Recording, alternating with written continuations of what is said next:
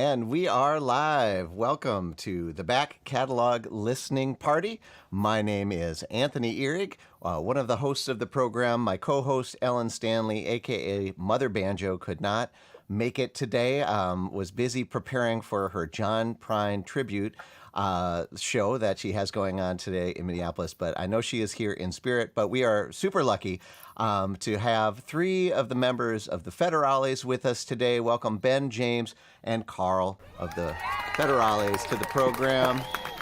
Hey. Welcome, fellas. And we've got Ben tuning in from New York City. Yep. And James and Carl here in South Minneapolis.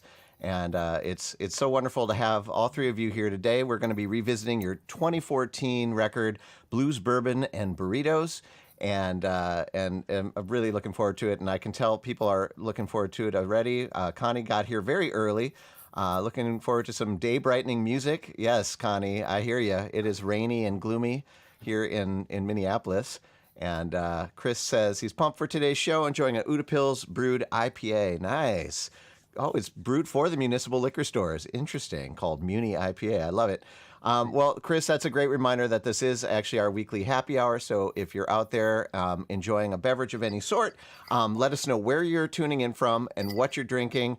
Ben, I know where you're tuning in from, but what are you drinking today? This is actually a hop water, since I still have to go do some work after we're done here. So oh, nice. Non-alcoholic, hoppy. Yeah.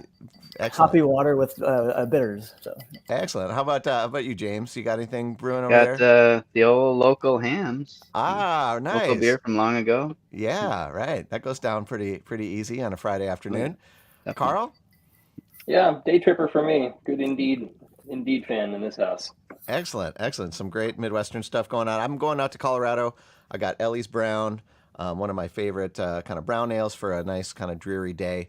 And like I said, folks, if you're, let us know where you are. Half the fun of the show is chatting amongst each other. So definitely make sure you get in the comments, ask your questions for the band and your comments. And we're super excited to just escape the gloom here and listen to music. But before we do, it'd be great to set up the album we're going to listen to today with a little bit of background about the band, how you guys met, and where this album fits in your discography. One of you guys want to chat to that? Yeah, I'll take that. So the Federales have been a band for 11 years now. Nice. It originally formed, James and I ran into each other at a party, and a bunch of parties, if I recall, with some mutual friends. In 2012, 2011 back then. And we just always found ourselves over in a corner or somewhere, by the bar talking about music, spaghetti Western soundtracks and Flying Burrito Brothers and all kinds of old country music. And we decided, I think it was in like January 2012, the two of us got together and did like a night of jamming on spaghetti Western style instrumentals like guitar and mandolin. Nice. And we had a recording of it and it was like, that sounds pretty cool. And then I don't remember how it progressed, but I said, oh, I also have all these like country songs I've been working on for the past year or so. And we were like, well, maybe we should like try to start a country band. So I recruited my friend Andy Schuster, who's a high school friend of mine. We've played bass in a couple other bands with me. We recruited our mutual friend BCF, Ben Cookfeltz, to play drums, and then James reached out to Carl and one of his buddies, Mick White, to play pedal steel, and Carl came on to do some singing and playing banjo. And so that we recorded this album, I think mid 2013, early 2013. I don't remember exactly when it was, but it was about a year after we'd been playing. So we had a full set of music ready to go. This was like a debut album for you? Yep. Excellent. Yeah, and we had kind of a false start too. We recorded somewhere, and I don't remember why we never took those tracks, but we ended up redoing it at this studio called Creation in South Minneapolis. And Ben, do you remember why we didn't take the original track? I think they just didn't work out. Like we used one. We have a Christmas song called "Santa Don't Stop at the Bar" on Christmas Eve. That was the one song out of that session that we actually ended up using. Oh, good. That one made it. That one's I out want to there, hear yeah. that one. I love that song. I would say we can probably play it better now, although it sounds pretty good. But that was the one that I think the one that it sounded the best out of that session. So, well, and you guys mentioned that you had this is this kind of false start session. Is that what we're looking at? You sent some pictures ahead of time here. Yep. So maybe you can kind of walk us through this. We can imagine. We'll imagine this is the final recording, but I'm sure it looked a lot like this. Looked very much like that. Only Creation has a big, giant live room that we played in all together. That's a great space. Super fun, yeah. And but this is the one that didn't make it. Yep. Yeah, this was over at Essential Sessions in St. Paul. Right on. There's Ben, Ellen's husband. For those of you who know the show, you might recognize Ben, former guest, and husband of Ellen, and original drummer of Federal. And he was that. So he was the first drummer with you guys. Yep. Nice. Got some upright playing. Well, this is great. Well, it helps kind of like set the stage, right? So folks, before we listen to this music, you can imagine that this session looked a bit like this, and we're definitely going to want to ask more about the session and the recording and all of that kind of stuff. But I think, as Chris mentioned, he's pumped for the music. I'm ready to dive in and to kind of wipe away some of these blues with some sweet music. And the first track we have lined up is called "I Don't Want to Go to Arkansas." Is there anything you want to say about this one before we dive in? So, well, Carl, do you want to tell me what you say every time we play this song live?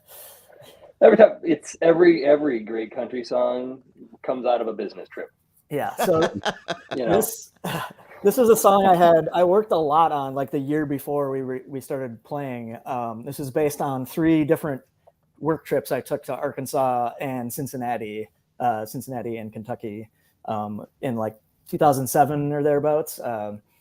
And I went down to visit the Mentos U.S. headquarters for work. I worked at a marketing company. Okay. I had some very strange, like the Fresh Maker Mentos. Yeah. Okay. All right. Mentos and Airheads was one of our clients, and so I was down there a few times to work at like the Walmart supplier fair in Northwest Arkansas, and then the Mentos headquarters is in Northern Kentucky.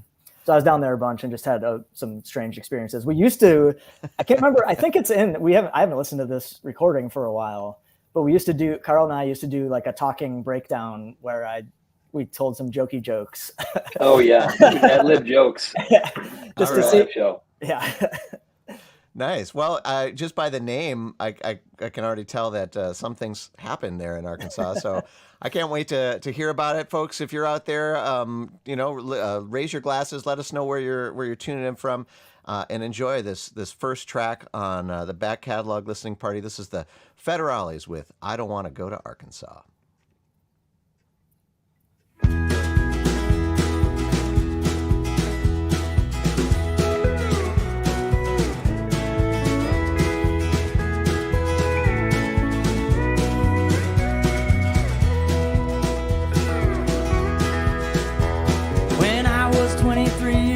I spent 3 days in Arkansas in May.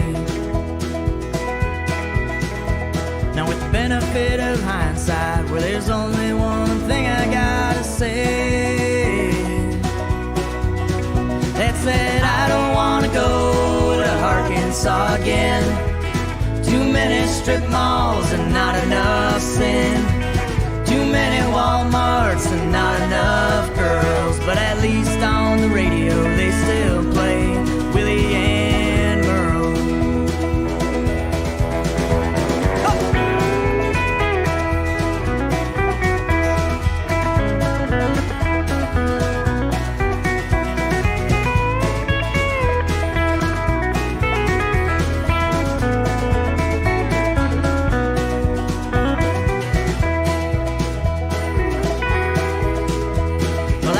I should be reasonable. I suppose that I should be fair.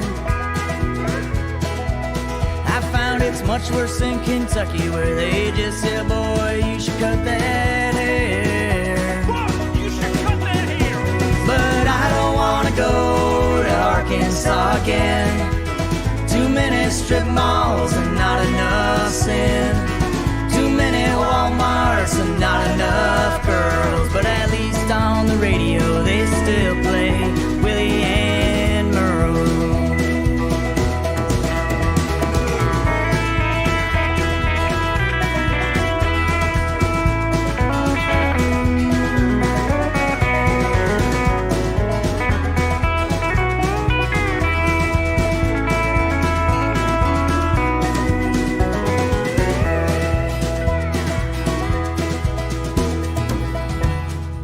I guess that's not the whole story.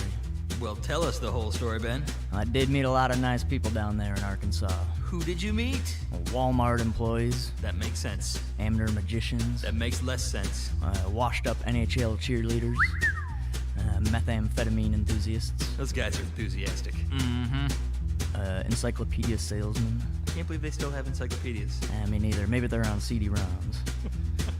Glockenspiel manufacturers. Oh, the Glockenspiel district. Well, all the nice people there, that's really the story I should tell. But it's hard to come home with real good stories when you're scared to leave your hotel.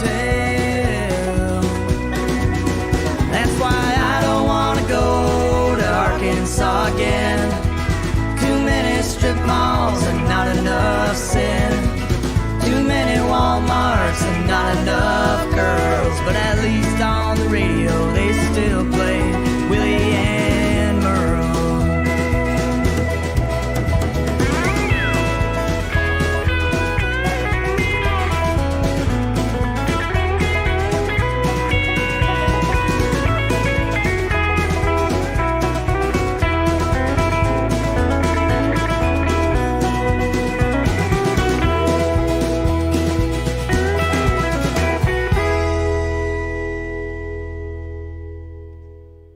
Oh, yeah, that's the Federales.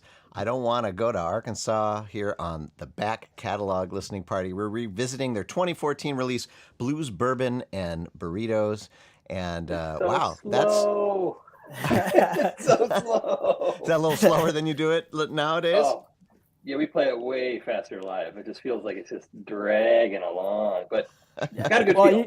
You can actually hear when we were deciding what album we should talk about today. We have a live EP that came out last summer that you can hear the really amped up version of that live version.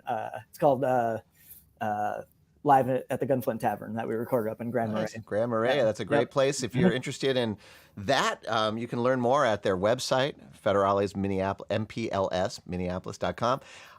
And I reckon they can get a copy of this as well while they're there. That's correct. And do you have? We did talk about this. You have physical copies, so I know some of our regular listeners love, to get the physical copy because not only is it nice to read the liner notes and all that, but it actually sounds way better than whatever's going through the tubes on YouTube. I get to hear that right out of the headphones in its lossless form, and it sounds fantastic. And Wiley agrees, loving it. Great tune. Thanks, Wiley. So, yeah, you can get your own copy by heading over to their website. I'll put that in the comments as well. And I'm sure they'd be happy to mail you out a copy, maybe sign it even for the good people. And that was great. And this came out of a real life situation, which all good country music comes from. I love that. I love that. I guess, if you're ahead. a truck driver, a business trip is just driving a truck, but so that's the same kind of thing.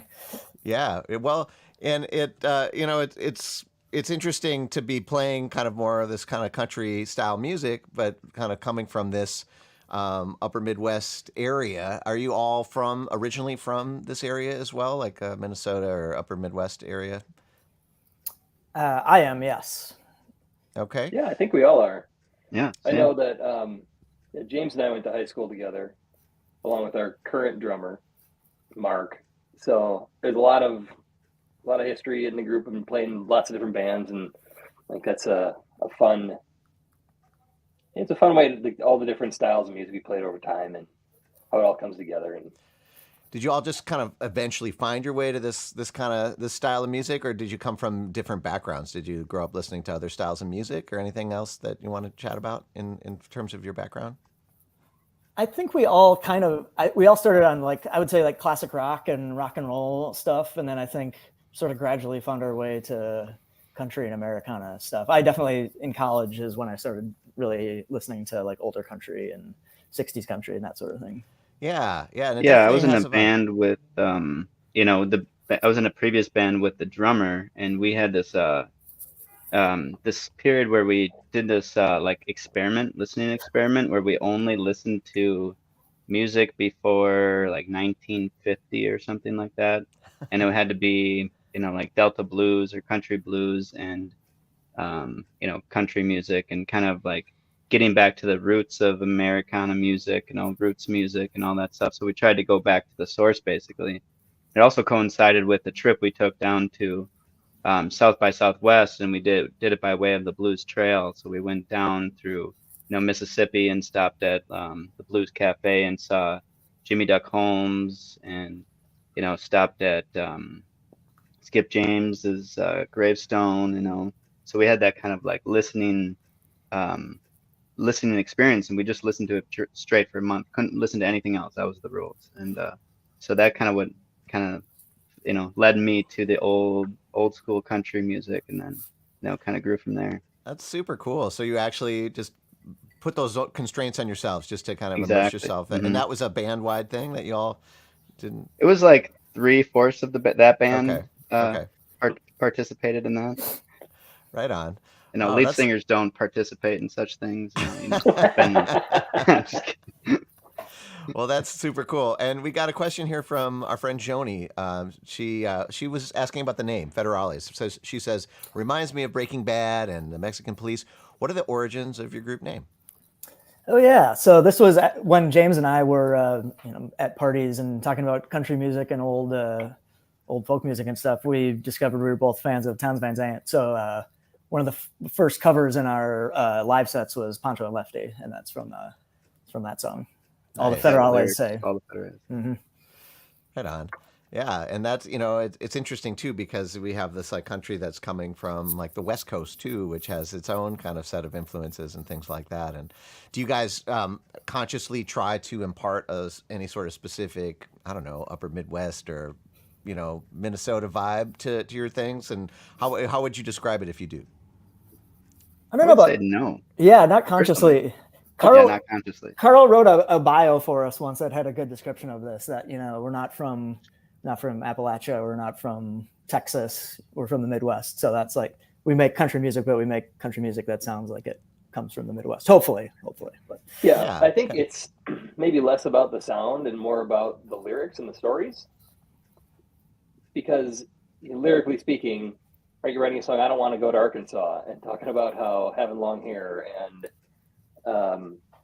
some of the other tunes we write are very lyrically centered in our geography up here. Like we talk about pines and we talk about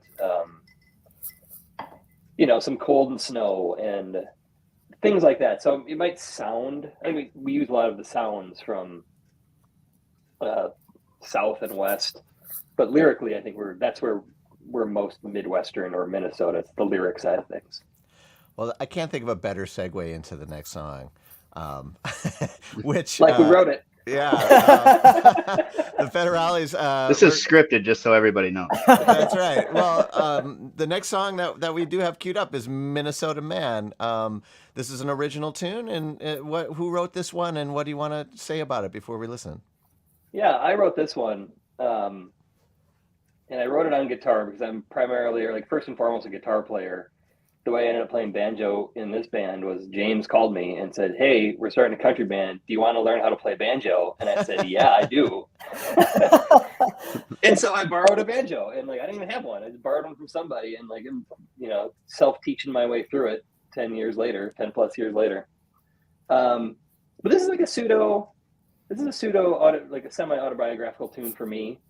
It's kind of how I moved up and grew up in the world. And I think the first thing that came was, I'm a Minnesota man, because I am, and that's was the core idea. And then it came out of there. And then I also very specifically tried to get a couple references in some of the lyric styles to Mama Tried by Merle Haggard. So hopefully you'll hear that. Nice. Let me know if you do. Right on. I love those little tidbits. So now you know what some things you can listen for out there. Well, let's give it a spin. This is the Federales, Minnesota Man, here on the Back Catalog Listening Party.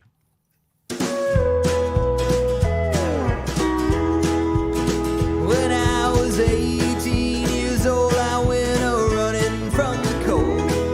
I had to get away from the same old. I packed my bags and hit the road. Now I'm back and there's something I've gotta say. I'm a Minnesota man, that's just what I am. No amount of running can take that out of me. So after years down in the South, it only makes me extra proud. Say I'm a Minnesota man. Now I'm not a native son. We moved here when I was one. A different state is where I was born. I was born in Illinois. I was my daddy's pride and joy. Rampant in my blood, but way deep down, I'm a Minnesota man. That's just what I am. No amount of running can take that out of me. So after years down in the South, it only makes me extra proud. Say I'm a Minnesota man.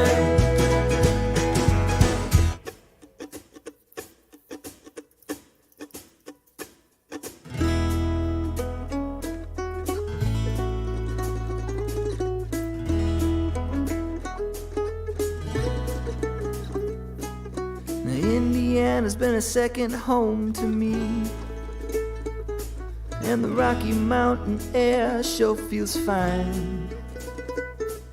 I love Chicago and all its busy streets, but the Twin Cities are the ones that feel like mine. I'm a Minnesota man, that's just what I am. And no amount of running can take that out of me. So after years down in the South, it only makes me extra proud. Say I'm a Minnesota man. So after years down in the South, it only makes me extra proud. Say I'm a Minnesota man. Yes, say I'm a Minnesota man.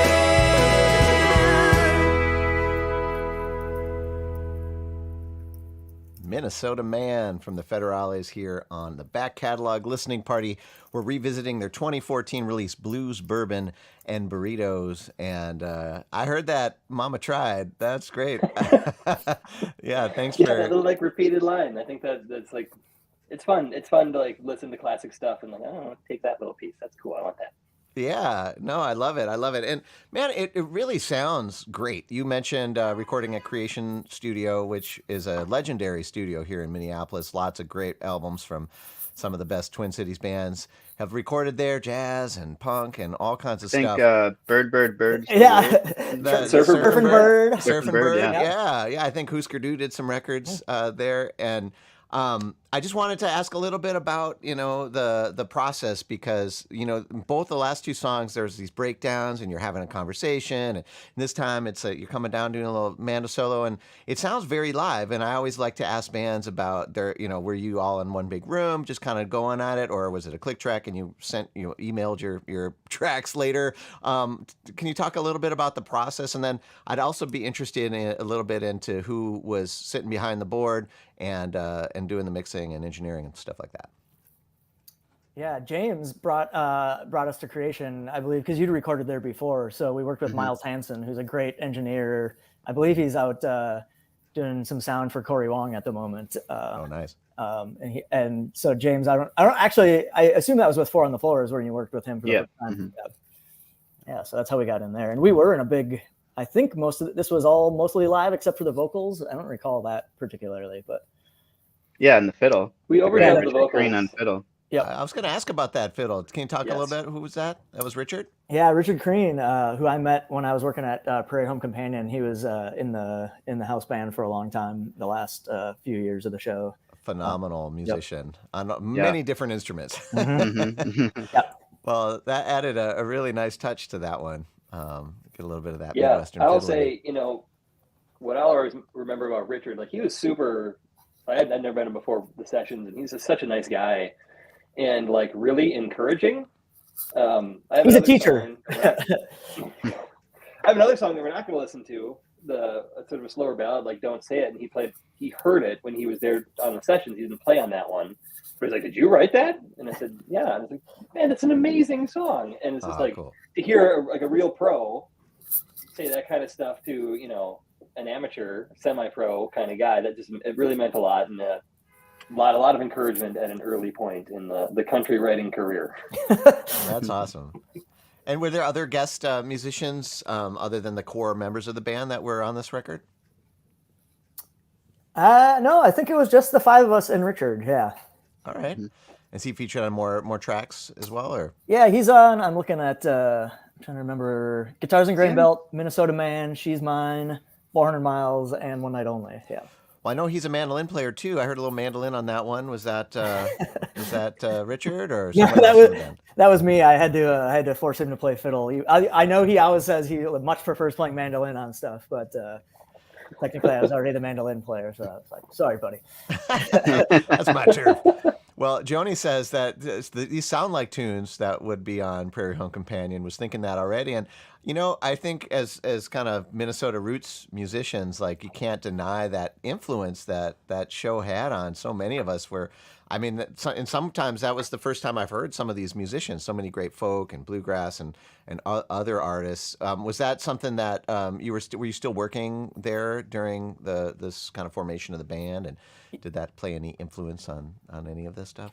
I think it definitely did. I worked there for about 10 years, and we recorded the album about a year and a half or 2 years after I started. So I definitely was like, I didn't play in the band or anything. I was the website and video and photography person. You got to be around all that. Exactly. So I was just like absorbing stuff and just chatting and like learning about music from fantastic musicians. And actually, a fair amount of these songs. I mean, not a fair amount of them, but a handful of them I wrote when we were on the road. Like I'd go back to my hotel room and write after the show was done or after rehearsal. And there's a song on our second album, Honky Tonks and Hangovers, that I wrote about. Our truck driver for the show, Russ Ringsack, who's a great, awesome character, super funny, like an amazing person who passed away a few years ago. But I took a bunch of his stories that I heard from him and turned those into a song. Oh, very cool. Very cool. Well, I want to just ask a little bit about this cool cover art and Blues, Bourbon, and Burritos and the title of the record. Do you want to speak a little to this, like the drawing or the illustration and then also the title?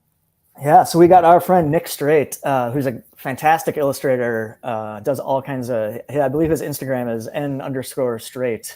Writing it down. Yeah, Put it yeah. in the show notes, folks. Awesome. Nick He's Strait. super All right. talented. He did some other posters for us. And he plays a little music. I believe he plays like sousaphone and some other things. We've chatted about music a bunch. Super awesome guy. And we had the idea, we gave him kind of a short notice, we gotta. Yeah, he works fast. Yeah, he's really, really, really talented. We gave him a couple ideas about what the song titles were and stuff, and he worked it all in there. The album title is from the second to last song, Blues, Bourbon, and Burritos, and that was my attempt. Like I said, we were big fans of Flying Burrito Brothers and Graham Parsons and all that. So that song I was writing it, trying to like capture the perspective of just like a sad sack guy who's at a bar who just got broken up with or something and is sitting in a bar drinking, having the blues, drinking bourbon and listening to the Burrito Brothers on the jukebox. Nice. And if you want to have that beautiful album art in your own house, read all the liner notes and listen to this music in its high fidelity form, you want to head on over to federalesmpls.com. The link is now in the comments, so you can click on over there and pick up a copy because It does. It sounds amazing. I'm assuming it was recorded to digital, but it has a really warm kind of analog sound. I'm sure that the playing and the instrumentation and the production have something to do with that. But it sounds fantastic. So I just want to take this opportunity to remind you folks that music sounds better when it's not going through the internet pipes. And I reckon they could probably download high-res digital files too from your website. Is that right? Yep, these are all on all the streamable places and on Bandcamp and all of that sort of good stuff. And if you really want that album art, we do have some posters still available somewhere. Awesome. They're not on the website or anything, but we made like 50 of them, so I think we have 10 left or something. Somewhere. Well, I'll tell you what, maybe you can head on over to their tip jar, which is paypal.me/thefederales, and throw a little something in there and let them know where you live, and maybe they'll send you a little something for your tips. That's super cool. Awesome. All right. Well, I want to get back to the music here. The next song we have lined up is a song called "She's Mine." Anything you want to say about this one before we dive in? I was trying to remember. Carl came over to my house. I don't remember why we decided to do this. I think it was maybe just to work on harmony singing or something. And but he brought over a guitar and the banjo, and we decided to write a duet. So we just sort of like sat down on two couches facing each other and started writing verses back and forth, and it ended up being this sort of like competitive song between two people. Like, what was that, Paul McCartney and Michael Jackson? Yeah, right. Yeah. Ivory and Ivory. The girl is mine, right? The girl is mine. Yeah. All right. Well, let's give it a spin. This is the Federales' "She's Mine" here on the Back Catalog Listening Party.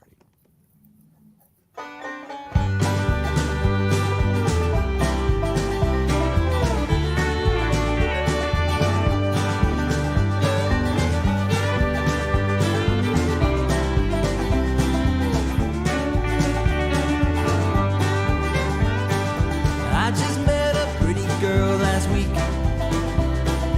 and I know she's one to me.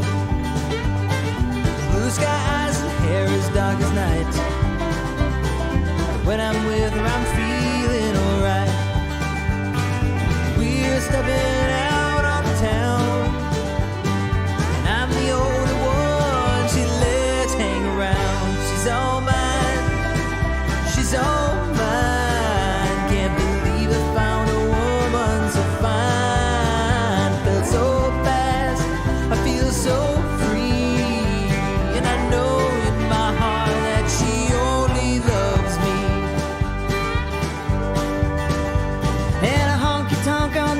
Side of town, feeling like I couldn't get any closer to the ground.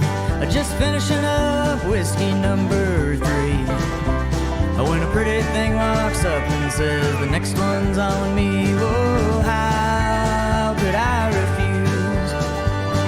A smile straight from the devil in a pair of snakeskin cowboy boots. Well, she's mine, she's all mine. I can't believe I found a woman so fine.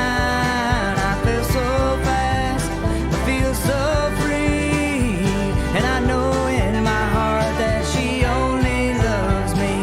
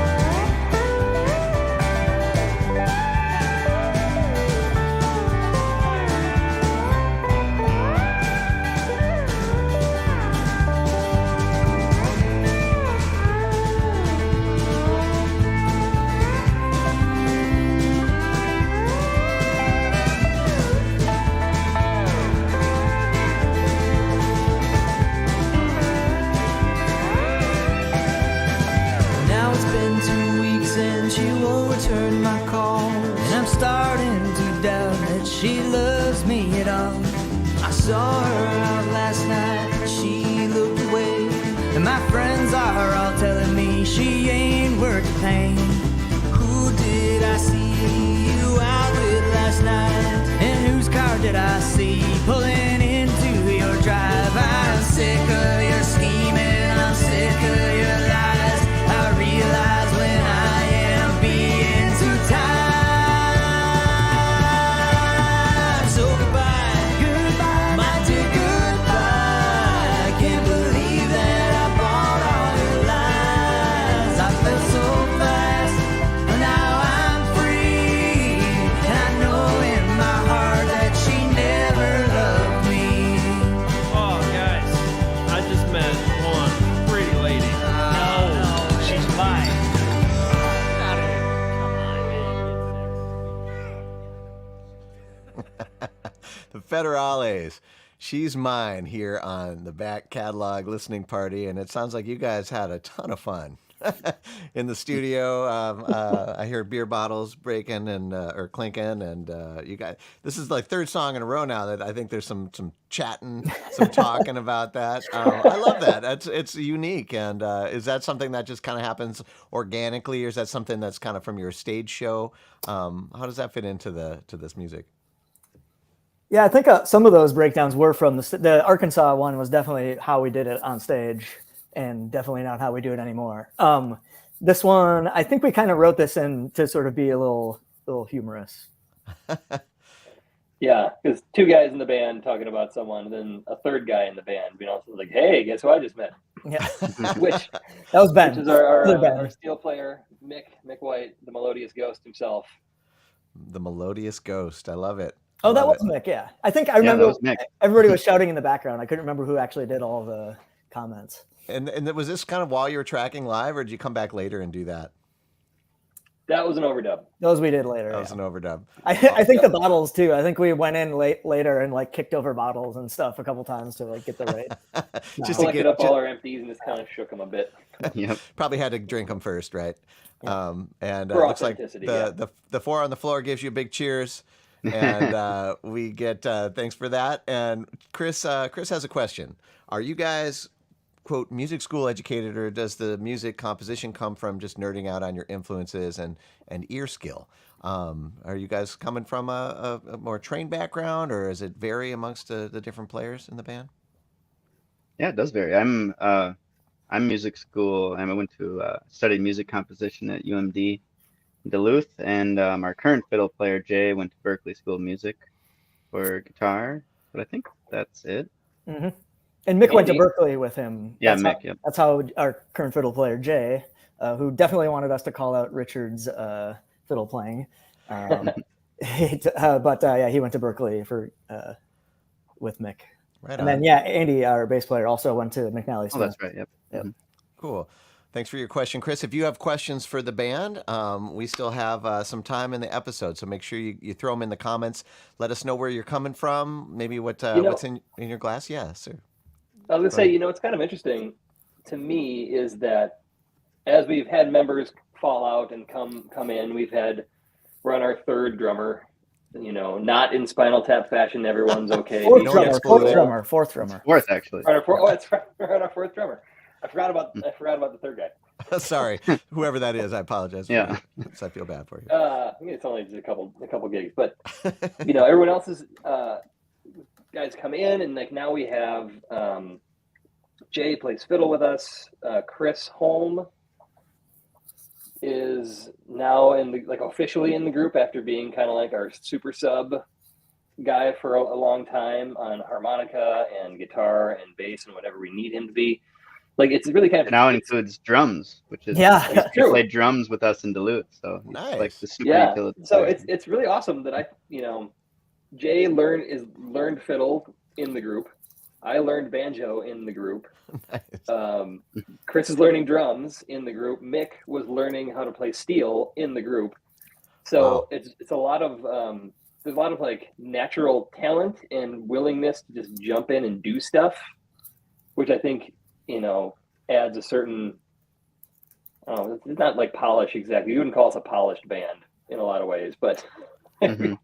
we make up for it with earnestness. Well, that's super cool though that you also just use it as a bit of a learning experience and just throwing new instruments in there and figuring it out as you go. And I think that gets to Chris's question about it. And I think one thing that stands out is the fact that you've been around for 11 years. That is, I don't know, like 100 years in band years, right? I mean, that says something about the dynamics amongst the members of the band. And I'd be curious a little bit about how how you guys bring these songs together. Like, do you mentioned kind of sitting side by side and writing that last song together? Is that something that you guys do to create your music? Do you do a lot of like writing as a group, or does one person kind of write something, bring it to the band, or is it a mixture of those? I think it probably leans towards having songs completed and then the band sort of works up its own arrangement. Although we have been lately doing some jamming and trying to like turn those into songs, but we haven't really finished that process yet. Yeah, it's been tougher to do that since Ben has moved to New York, since he's all the way out there. But yeah, it's a lot of write the song, bring the song, the band arrangements, and like whenever I have stuff that I bring in, I usually have a question or two, or like a section that I'm stuck on. Like I stuck here, I need ideas. Like throw me ideas, guys. And so like I am not at all averse or very precious around like this is my song, it's got to be my way, I want it to be like this. I like the collaboration and the creativity because we all have very different styles, like playing styles, singing styles, melodic backgrounds, like the whole thing. And I appreciate that. That's cool. Well, as mentioned, Ben is in New York, but as we were talking backstage, that does not stop you from playing shows together. And so I just wanted to take a quick moment to say that the Federales have a show coming up. You guys want to speak to this one? Yeah, this will be in the Twin Cities. We've played at the Granada Theater before, about a year and a half ago. It's a beautiful, beautiful old theater in Uptown in Minneapolis that used to be the Suburban World. And they have, stars in the ceiling and clouds and everything. It's just a really gorgeous place. And they have a big, huge dance floor. So we'll have some pre-show dance lessons by Howdy Partner, and then nice. Some other musicians. Becky Capel, former guest here on the Back Catalog. Excellent. She'll be there, and then Goat Roper, who are they're a newer band, but they're super awesome. Will be there as well. And I believe our pal Taylor Donsky plays in their band as well, who has filled in with us a bunch on another alum here of the Back Catalog. What a great lineup. Well, if you're interested, if you're in the Twin Cities area or the upper Midwest and are looking for a good show, you can go to the Federales MPLS.com. That's also, I'll put it in the comments as well, to check out more information about their October 20th show at the Granada Theater in Uptown Minneapolis. That sounds like a great time. And you were mentioning, Ben, that you actually fly in like every now and again just for band practices and rehearsals. Yep. How does that work? Well, so when I moved because Prairie Home moved out to, or Live From Here moved out to New York, the home base, a couple of years ago. So the staff had the choice to move out here, but I was like, well, I'm not going to stop playing in the band, so I'm going to come back every month and play a show. So we just try to find a weekend about once a month that works for everybody, and then I fly back and we'll play 2 or 3 shows depending on how schedule works. We're also playing up in Alexandria at 22 Northman Brewing next Saturday for their Oktoberfest, which is really fun. So awesome. You can find out more at there. Yep. Federalesmpls.com. And that says a lot about your commitment. I mean, a band member moving out of state oftentimes is all it takes for the band to go away. So or out of the city. Yeah, right. Yeah. So I think go ahead. It's also really great because we have, I think, 7 official members of the band at this point. We're a big band, but in lots of ways we operate more like a collective, because we book gigs and it's like who can make it, and whoever can make it makes it, and we shuffle instruments or you shuffle kind of vibe. We've done things as small as acoustic trios, and we've done the full 7-piece plus special guests, and you'll get everything in between. Right on. Well, what are we going to get the full septet at the Granada? I think so, yeah. Mm-hmm. Fantastic. Well, once again, Twin Cities folks, make sure you head on over to their website and get some tickets to that. That'll be a great show coming up October 20th. But I don't know about everybody else, but I'm ready for some more music. And the next tune we have lined up is 400 Miles Away. Is there anything you want to say about this one? This was one of the ones I remember definitely writing in a hotel when I was on the road for the show. And it was about somebody in Chicago, 400 miles from Minneapolis. But I was thinking when you were talking about the beer bottles clinking, I know those made an appearance on Blues, Bourbon, and Burritos, the song. And I think this one is another one that has some good sound effects added after the fact. Yes. All right. Go ahead. This was also in a really awkward key for acoustic instruments. Yeah. What key is this? A flat What, minor. A flat? A flat minor, yeah. A flat minor. All right. Which is like that great joke. Like what happens when you throw a piano down a mine shaft? Yeah, that sounds like a nightmare on the banjo. I can say that. Well, Me and Richard did not have a great time on it. oh yeah, I imagine not.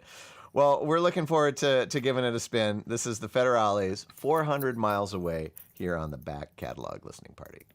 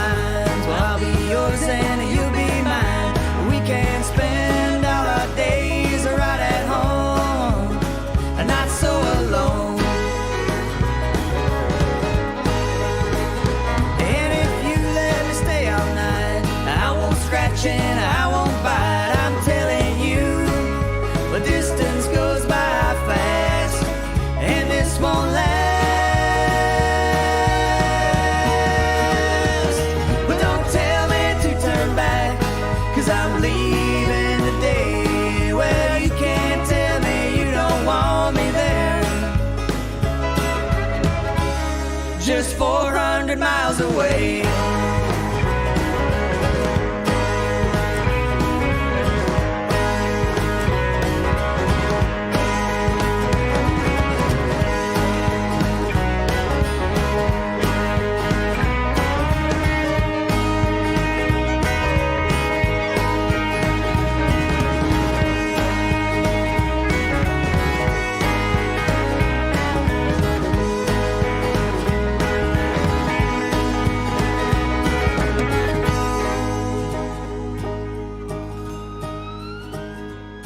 Well, don't tell me to turn back, 'cause I'm leaving today. Well, you can't tell me you don't want me there. Just 400 miles away. Just 400 miles away. Just 400 miles away.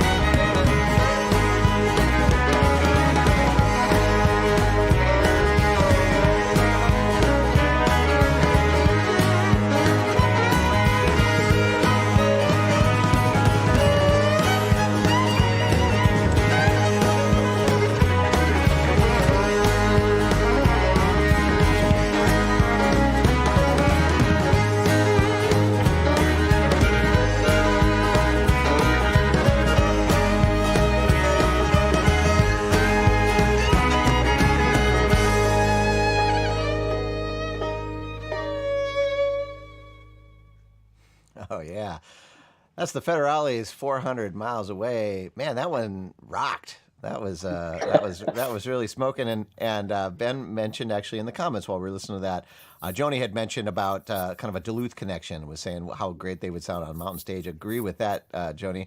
But also kind of thinking about that I believe it was James mentioning being up in Duluth, and Ben chimed in to say that he was listening to a lot of Trampled by Turtles and Dead Man Winter when writing songs for this album. And after you said that, as soon as you said that, actually, I was like, I could hear a little bit of that influence, which is super cool. Talk about another band that takes kind of older styles and just makes it uniquely upper midwestern in their own way. And can you speak to a little bit to that? Like I know that in some parts of the country, I'm really kind of immersed in the bluegrass world, and there's a lot of controversy amongst bluegrass people about what's bluegrass and what's not bluegrass and all that kind of nonsense. To the average person, if it has a banjo, it's bluegrass, right? Or if it has a pedal steel, it's country. Can you talk a little bit about kind of that fusion that we're hearing in a song like that, and how you kind of approach that as writers, or if that's a conscious thing at all for you? I don't think it's. I don't know. I always find I just sit down and write songs, and then they turn out the way they turn out. But they probably, they sort of start.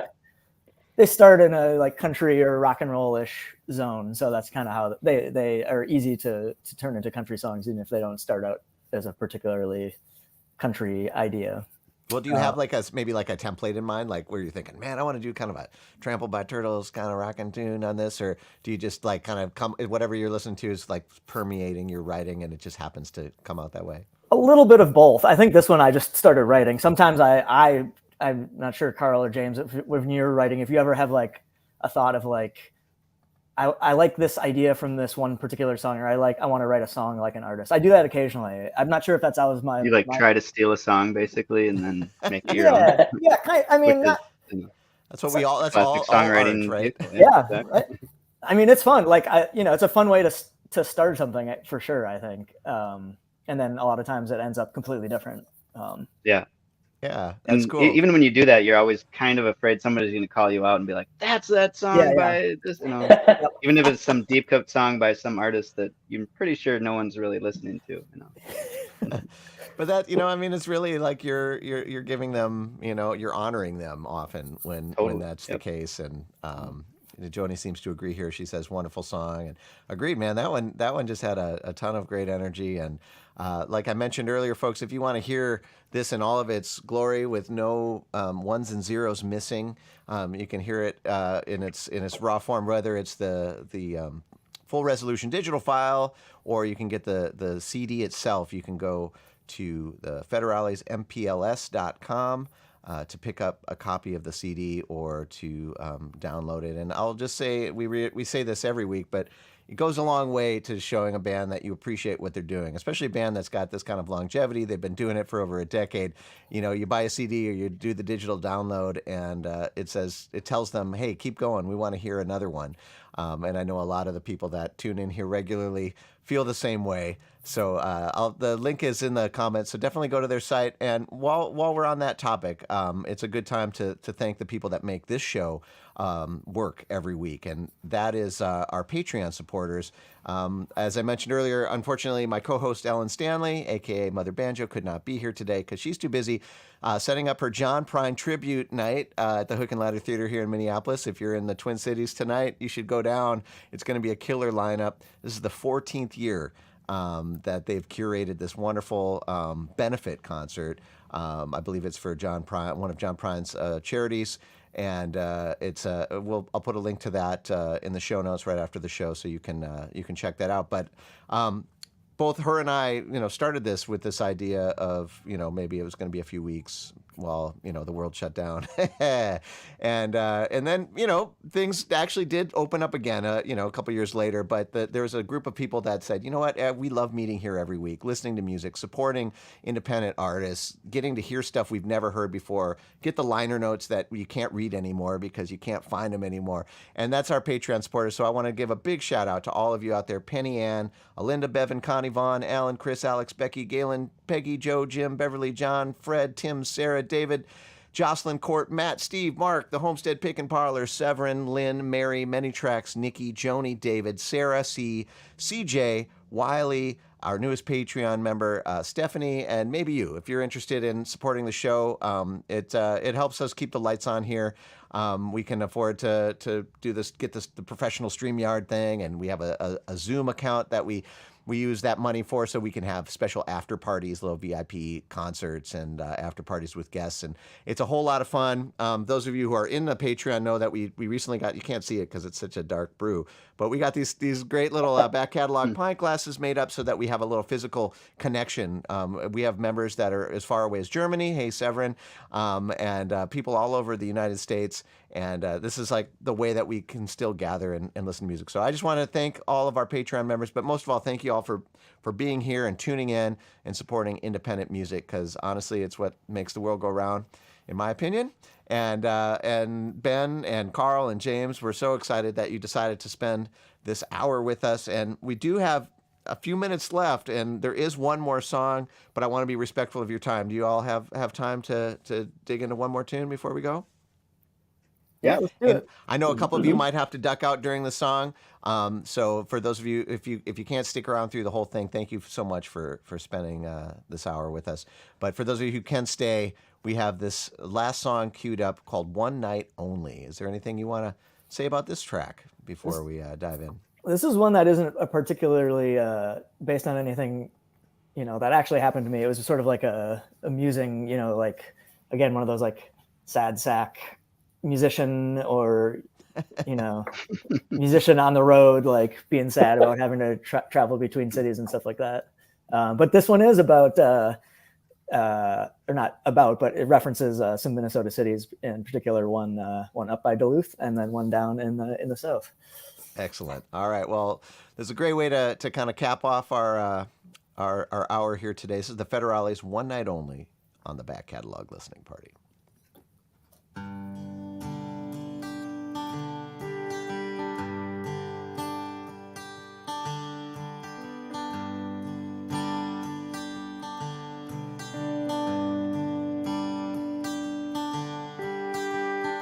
Hello there, Virginia. Well, it's great to be in town. I just drove 5 hours down old Highway 39. I'll sing a few, then I gotta go. So glad you could stick around. You can stay with me, but only for a night. 'Cause in the morning when I'm leaving, I'll be leaving you behind. Don't buy me no postcards and don't look for mine. If I look to the east and see you standing outside my door, well, I'll believe it, but only for a night.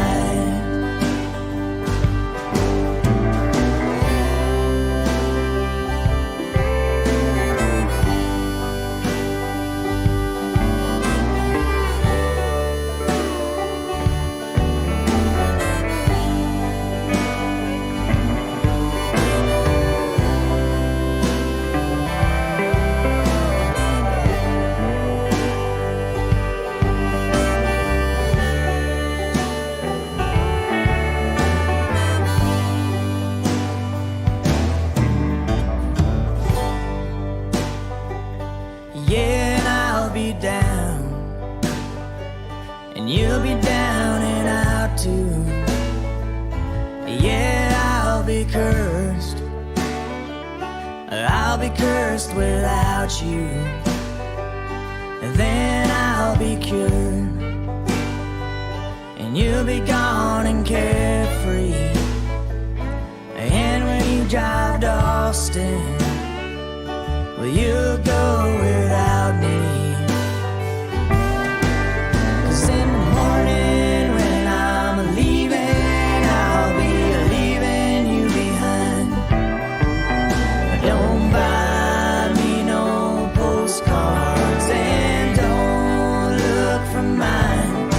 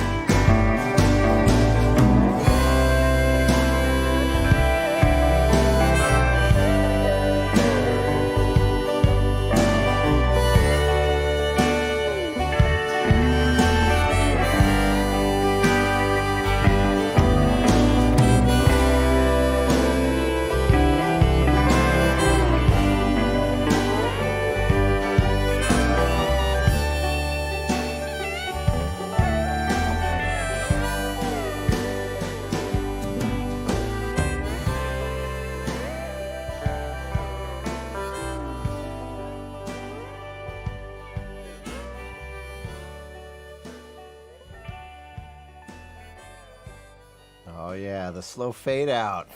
Great way to end the hour. Federales, one night only.